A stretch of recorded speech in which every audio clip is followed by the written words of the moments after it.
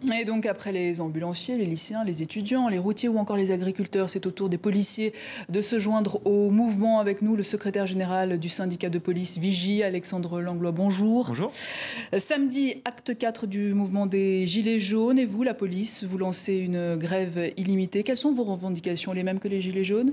On est solidaire du mouvement des Gilets jaunes depuis le début, sur les revendications, sur le pouvoir d'achat uniquement. Après, effectivement, il y a beaucoup de clivages parmi les Gilets jaunes.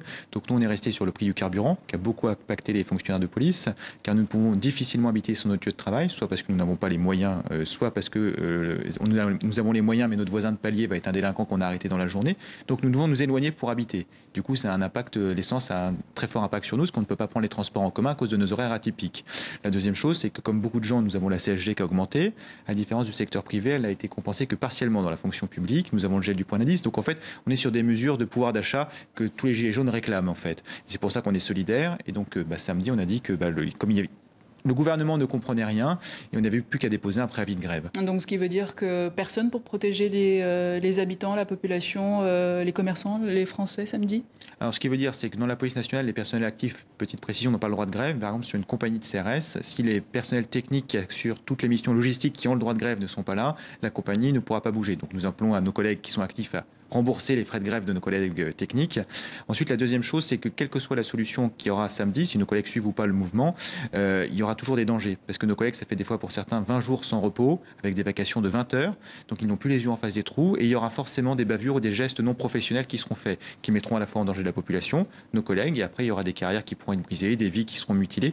Donc la solution sécuritaire n'est pas la réponse qu'on attend. Nous, ce qu'on est faire, c'est faire pression sur le gouvernement pour qu'il donne des réponses concrètes avant samedi. La preuve, depuis notre préavis de grève, en 2 heures, il a déjà gelé les augmentations de taxes en 2019. Il a pu faire ça en 2 heures. Il lui reste 48 heures. Ça laisse beaucoup de marge de proposer des évolutions dans le bon sens pour tout le monde. Mais vous savez que les Gilets jaunes eux-mêmes ne veulent pas de syndicats dans leur mouvement, ni de politique d'ailleurs, par peur des récupérations. Alors tout à fait, et c'est pour ça que nous sommes solidaires du mouvement, et quand nous appelons à participer au mouvement, comme j'ai déjà fait plusieurs week-ends d'affilée, je viens avec un gilet jaune et nous disons aux gens de venir avec un gilet jaune de façon anonyme pour soutenir le mouvement sans avoir à dire qu'on est policier ou qu'on est tel syndicat. Donc c'est ce qu'on appelle, et nous l'objectif là, c'était que les gilets jaunes et les forces de l'ordre arrêtent de se taper dessus bêtement avec des casseurs qui sont en marge du mouvement, et de dire voilà, au bout d'un moment ça ne va plus. Et on se retire du combat et on vous soutient de l'extérieur, même si on n'est pas présent physiquement. Ouais. Vous pouvez répondre à la deuxième question, c'est le gouvernement à l'heure actuelle est en train de rappeler des escadrons de gendarmerie mobile au cas où les policiers ne soient pas présents le week-end prochain. Sachant que les escadrons de gendarmerie mobile ont le même fonctionnement, ont des personnels civils qui pourraient faire exactement la même chose que chez nous.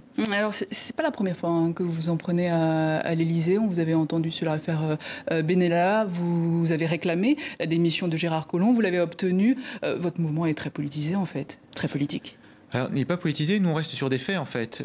Sur l'affaire Benalla, on était resté, nous avons par exemple attaqué le gouvernement parce que c'est inadmissible que sur des violences, puis il y a marqué des outils de violences policières qui tournent pendant des mois. L'Élysée est parfaitement au courant que ce n'est pas un policier qui a fait ces actions. La vidéo a fait le buzz, on ne parle pas d'une vidéo confidentielle. Donc ça a jeté l'opprobre sur tous nos collègues en fait. C'est inadmissible d'avoir des gens qui peuvent se balader avec des armes et usurper la qualité de police. Et c'est ce qu'on a dit. Il y avait quelqu'un d'autre par exemple qui avait usurpé la qualité de policier dans l'Est de la France, qui a été jugé 2 mois avant l'affaire Benalla. Il a été sanctionné à 6 mois de prison, interdit de port d'armes à vie et exclusion de la fonction publique pendant 10 ans. Donc il y a un 2 poids 2 mesures. Nous, on voudrait des hommes politiques qui nous dirigent, qui soient exemplaires. On nous demande d'être exemplaires, ce qui est normal. Donc, et est-ce qu'il y a un geste de la part du gouvernement qui ferait que vous ne ferez pas grève samedi? Nous, on a envoyé à M. Castaner, ce qui est notre ministre, on a dit qu'on pouvait négocier avant. Pour le moment, nous n'avons pas de réponse. Nous avons également contacté Mme Ndiaye, la chargée de communication de l'Élysée, en disant nous sommes prêts à négocier. Nous, les choses qu'on a demandées, c'est très simple, c'est paiement ou trouver un plan pour les paiements de nos heures supplémentaires, que l'essence rebaisse. Parce qu'en fait, même s'il est gelé en 2019, on a pris 20 centimes depuis le début de l'année, c'est pas tenable pour nos collègues. Et des gestes de façon salariale, on a le gel du point d'indice, on a la CSG qui n'est pas compensée complètement. Donc qu'on nous propose des mesures sur la table. Vous avez en tout cas perçu des primes supplémentaires de l'État, ça ne vous suffit pas? Alors on n'a pas perçu de prime, on a reçu une promesse de prime de M. Macron pour le samedi 1er décembre, mais qui est une hypocrisie complète, parce que la prime qu'il veut nous donner, si jamais il payait les heures supplémentaires de la journée, nos heures supplémentaires nous rapporteraient 3 fois plus que la prime qu'il veut nous donner. Donc on est dans l'hypocrisie, on nous jette un nonos pour dire attendez, je vous file un petit tour de passe-passe, on joue au bonneteau. Donc non, c'est juste méprisant pour nous, sachant qu'il y a des collègues par contre qui ont gagné des sous que l'administration leur doit. Et la réponse du ministère, ça a été tant que le gouvernement ne donne pas d'argent, vous ne payez pas. Et nos collègues comptaient pour payer leurs impôts de fin d'année ou des cadeaux de Noël. Donc au bout d'un moment, on nous prend pour des cons. Alexandre Langlois, merci. Je rappelle que vous êtes le secrétaire général du syndicat de police Vigie et que vous appelez à une grève illimitée de la police nationale dès samedi.